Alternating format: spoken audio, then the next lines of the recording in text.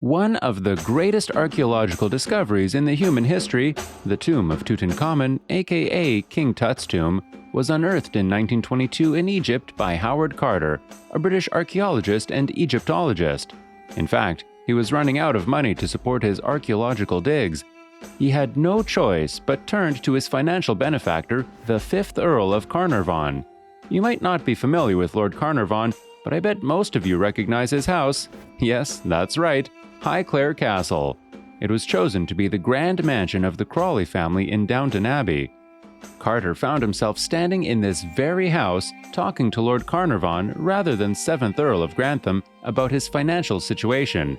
Eventually, Lord Carnarvon granted him one more year, and this additional year changed the world history completely. The discovery shook the world and hit the headlines everywhere.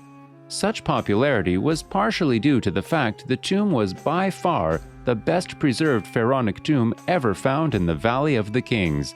And also, public curiosity was intrigued because the discovery brought about a great deal of deaths, even including Lord Carnarvon himself, which a lot of people attribute to the curse of the pharaoh lying in the tomb, while others are more rational and point to some practical reasons.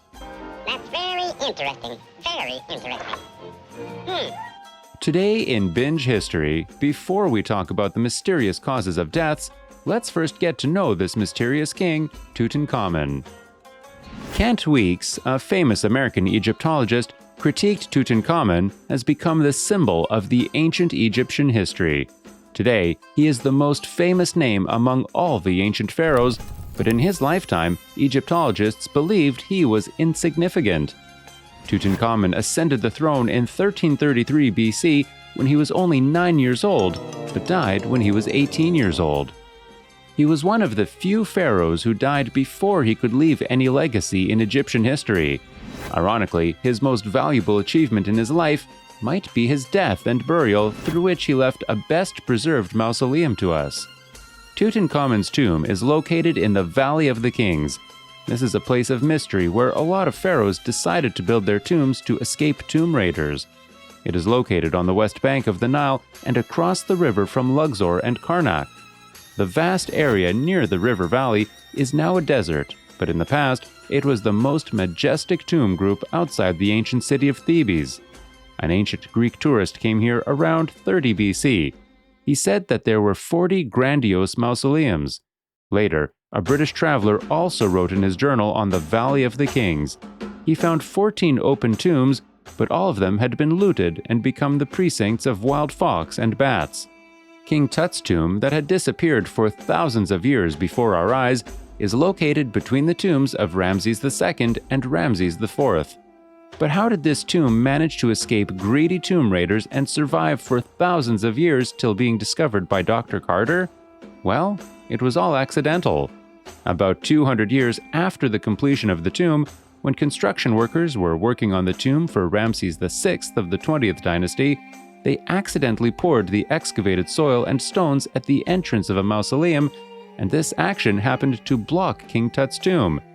If this were not the case, this tomb would have disappeared by the hands of tomb raiders like other ancient tombs. Here, let's take a pause. Should we give those construction workers a big round of applause? This discovery unearthed one of the largest number of ancient Egyptian antiquities, of the most complete varieties, and of the most precious and rich historical values. Perhaps its archaeological importance, only the city of Troy, discovered by Heinrich Schliemann, and the Knossos Labyrinth, discovered by the British archaeologist Sir Arthur Evans, can compare with. Tutankhamun's gorgeous funerary has become the test standard for modern archaeological discoveries.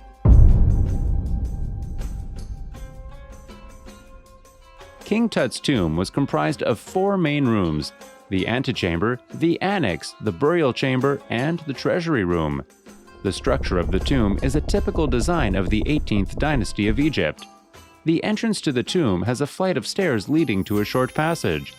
After the passage is the antechamber, where archaeologists found many royal burial objects.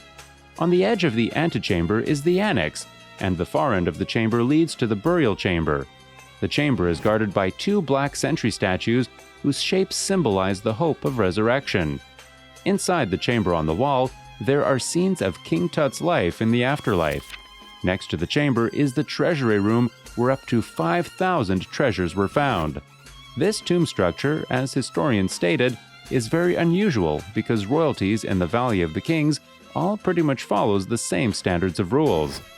Normally, the coffin is located at the deepest part of the tomb passage, since the end of the tomb passage was regarded by the Egyptians as the place where the sun is located before it rises. Therefore, the pharaohs lying deep in the tomb passage were waiting for the opportunity and then rushed out of the horizon like the rising sun to regenerate. King Tut's tomb does not have the long tomb passage similar to those of other pharaohs. Archaeologists speculated that maybe the construction of the tomb was not finished when he died, or even had not started at all. Also, on the walls of a standard king's tomb, there should be carvings showing scenes from the religious book, the Book of Death. The primary objective of these messages was to ensure the safe passage of the pharaoh from this life into the next. With the spells and the prayers on the wall acting as the guidebook for the pharaoh, he will be able to pass all kinds of tests in the underworld and eventually transform into the sun god in the afterlife. But we can't find such carvings inside King Tut's tomb. Therefore, the pharaoh who died young could have borrowed other people's tomb. Another problem popped out.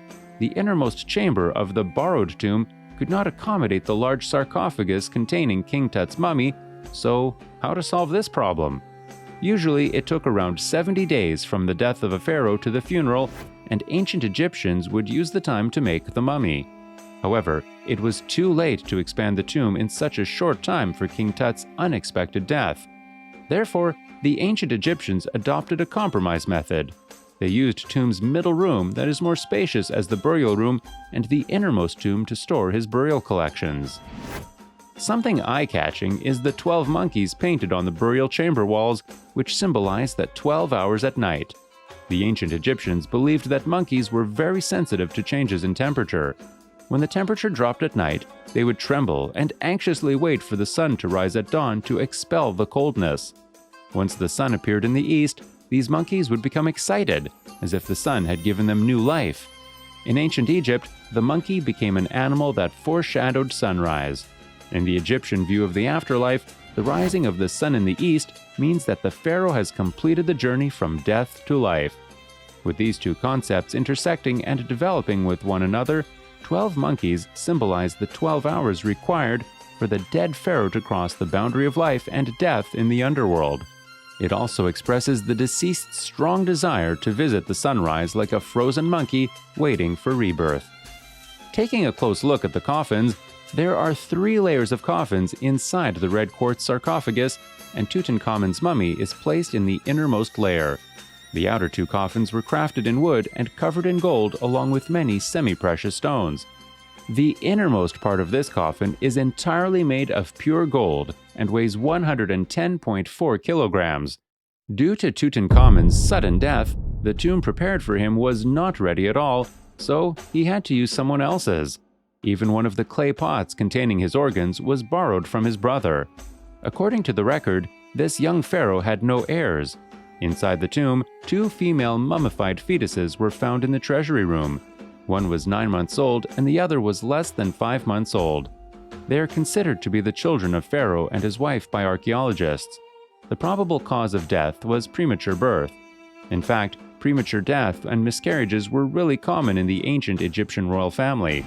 Historians and biologists attribute this to sibling marriages and father-daughter marriages that prevailed in the royal family at the time. Why was a young pharaoh treated in this way?